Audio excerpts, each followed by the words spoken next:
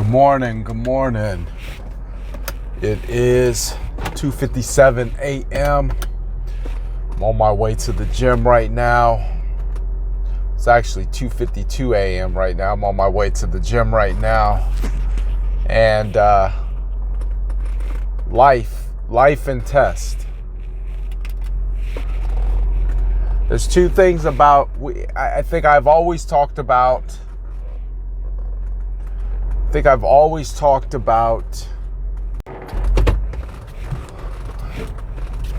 understanding that life is going to test you. But I don't think I've ever really expanded on what that means and why life's test should be really embraced. And I'm gonna be so bold as to say life's test should be to a point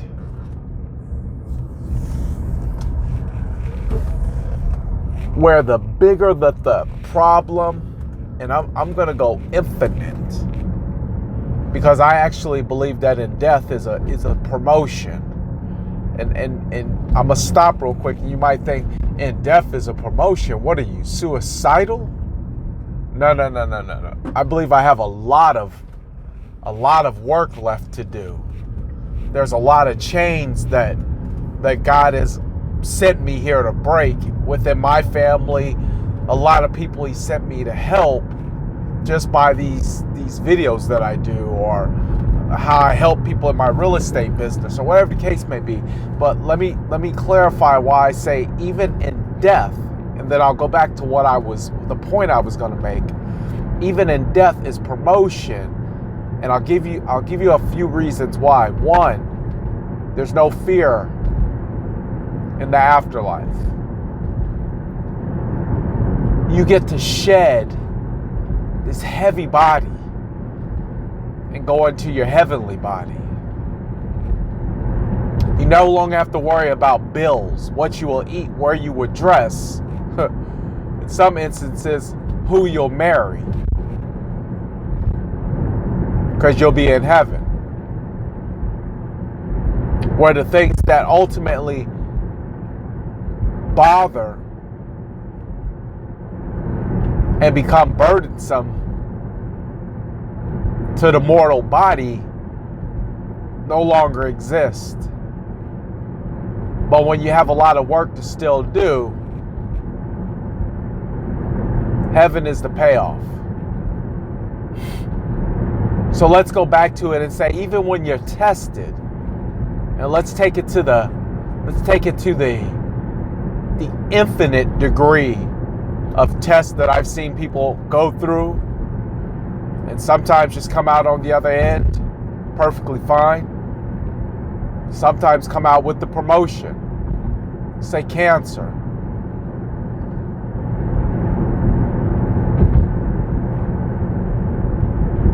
I think the only time you should fear death is when your heart's not right with God.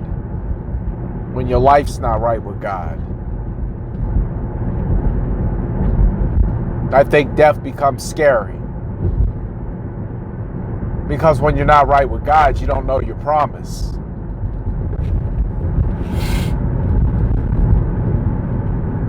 But let's not even go, let's say that death is the ultimate, but it's also the ultimate reward. But let's just say it's financial. Let's say you're being tested financially. I've had this happen so many times, it's hilarious now. I'll get a huge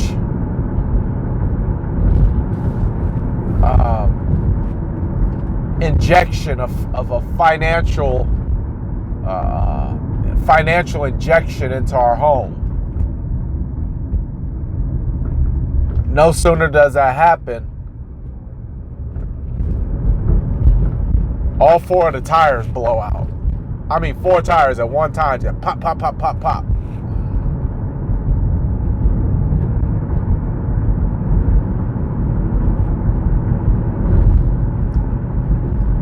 Now that huge financial injection just has went down, and you're saying,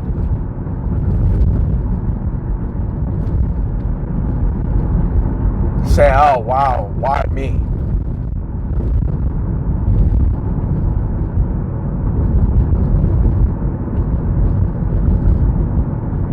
You're saying, wow, why me?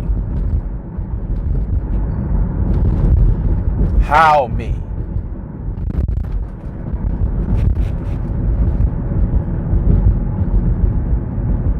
Why can't I catch a break?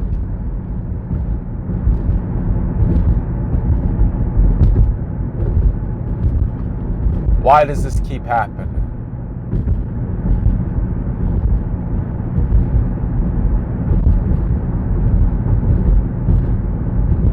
Embrace it.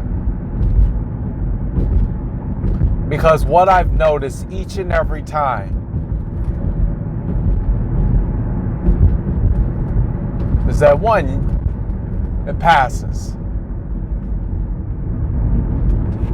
It passes. You're not in that space forever. It just feels like it. But it passes. You'll get another financial injection. But the purpose of it, how are you going to react? That's the purpose.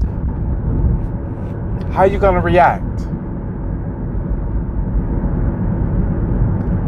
How are you going to take this?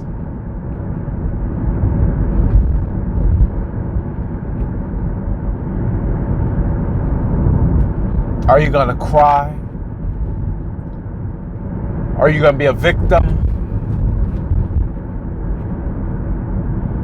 How much have you grown in your faith? Are you still reacting?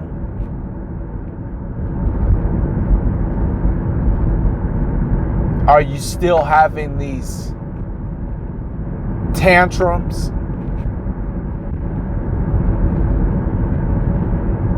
Are you still a victim?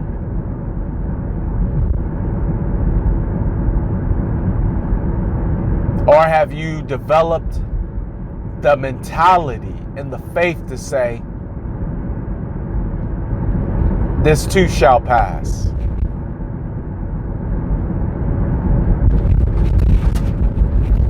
Or I love this test. I've grown to say I love this test. Even if it was cancer.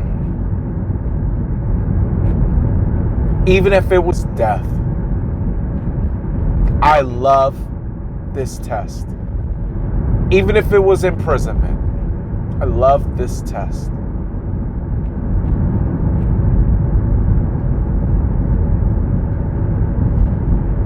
Now somebody on the outside or somebody watching this might say, what do you mean you love this test?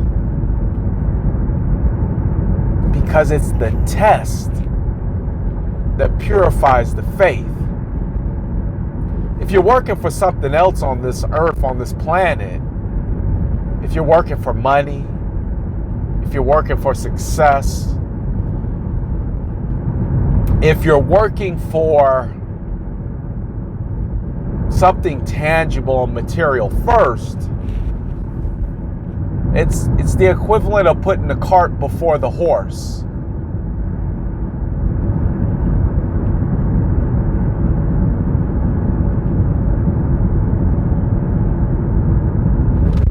Anything tangible that you can receive, you can also lose.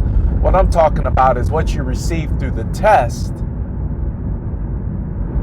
that allows you to break and build dynasties.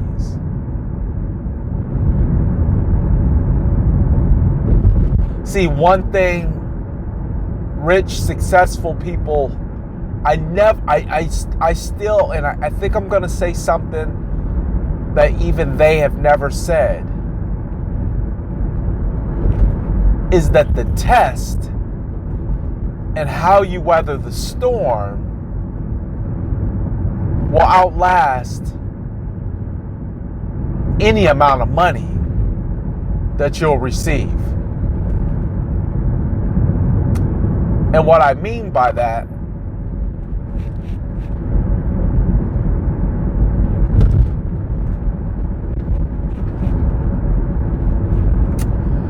is the test builds a character in you.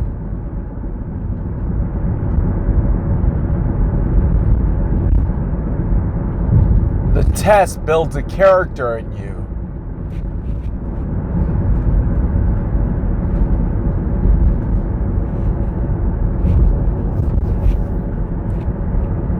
That surpasses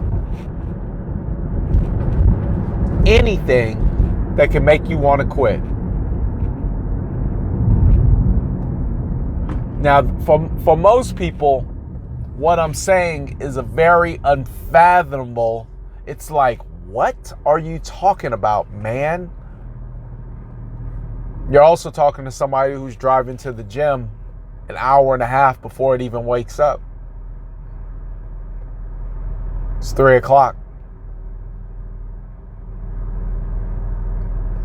I do this every single day, Monday through Friday.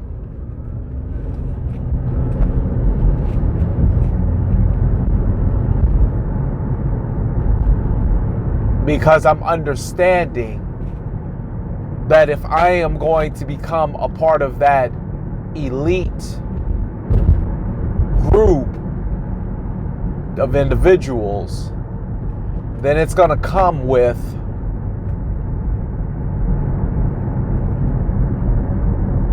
a heavy dose of self-discipline.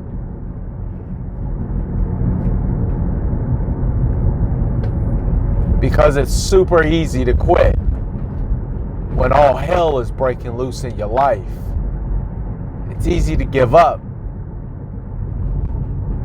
It's easy to fall into the trap. It's easy to go, woe is me. It's easy to be the victim.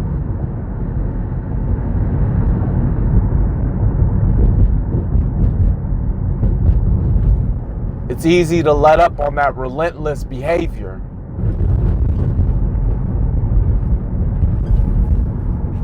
And to sink into a meekness that was never of you.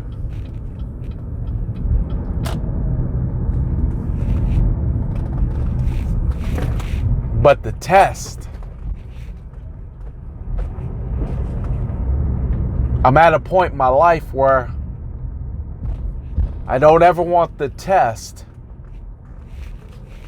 to go away.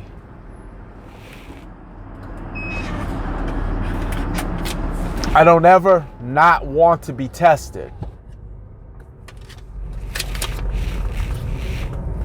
Because at each level, I'm learning how to handle more so that I could keep it.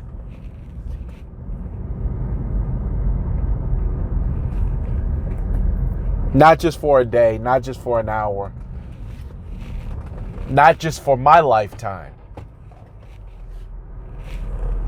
but so that I could keep it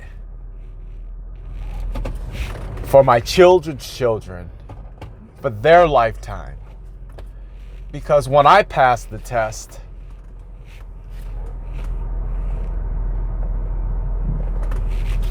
they get to see what so much of us never did get to see, which is it's possible. When Bruce Banner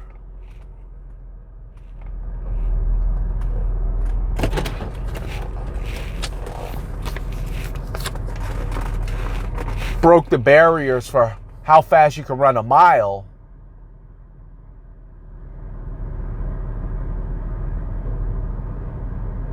he showed everybody it was possible.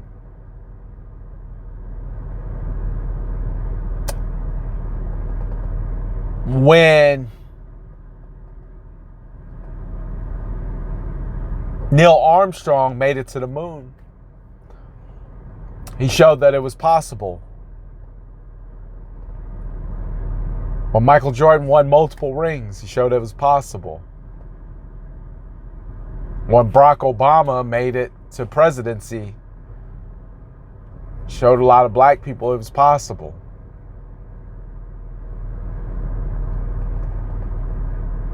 So all we should ever be working to do is to create a possible scenario where impossible used to reside at, so that the people coming behind us have a ground to build on, have a platform to take it higher and higher and higher. Because you don't know how many people before you prayed for you to even get it this far. In my instance, my enslaved African American heritage. Or in my instance, the Native American. I'm two parts oppressed. I'm two parts oppressed. But somewhere along the line, my great Native American grandmother prayed for me. Somewhere along the line, my great African American slave father prayed for me. And everybody had the chance to receive the blessing,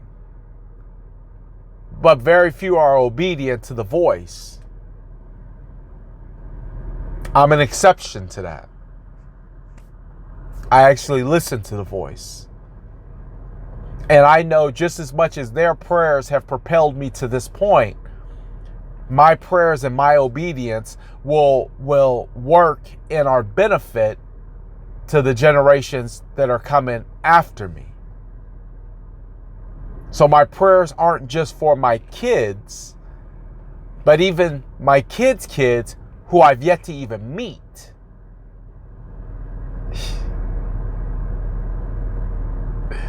Ooh. Ooh. You see how good it gets?